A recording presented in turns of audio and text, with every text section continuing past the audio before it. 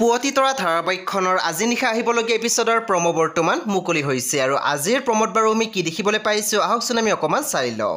আজিৰ প্ৰমৰ প্ৰথম ভাগত আমি দেখিবলৈ পাইছোঁ অনুৱে ল'ৰাকেইজনক কৈ আছিল, দাদা আপোনালোকে গাড়ীৰ ভিতৰত মদ চিগাৰেট কিয় খাই আছে, প্লিজ এইবোৰ নাখাবচোন। তেতিয়া আমি দেখিবলৈ পাইছোঁ ল'ৰাজনে মাত দিছে, ঐ ছোৱালী বেছি পটৰ পটৰ কৰি নাথাক, তোৰ গাড়ী চলোৱা কাম গাড়ী চলাই থাক। তাৰপিছত আমি প্ৰমোত দেখিবলৈ পাইছোঁ কিংচুকে প্ৰজ্ঞাক কৈ আছিল, আজি ইভিনিং ওলাবা, ফুৰিও আহিম আৰু তোমাক তোমাৰ পইচাখিনিও দিম। তেতিয়া আমি দেখিবলৈ পাইছোঁ প্ৰজ্ঞাই মাত দিছে, আজি। তেতিয়া আমি দেখিবলৈ পাইছোঁ কিংচুকৰ লগৰজনে কৈ আছিল, ই মানে এইজনীক পতালে।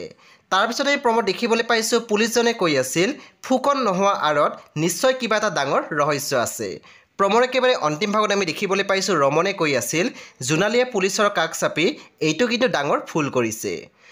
বন্ধু বান্ধৱীসকল, আজি নিশা 9 বজাত ৰং টিভিত আহিবলগীয়া পুৱতি তৰা ধাৰাবাহিকখন খুব বেছি ইণ্টাৰেষ্টিং হ'বলৈ গৈ আছে। আপোনালোকে চাবলৈ একেবাৰে নাপাহৰিব।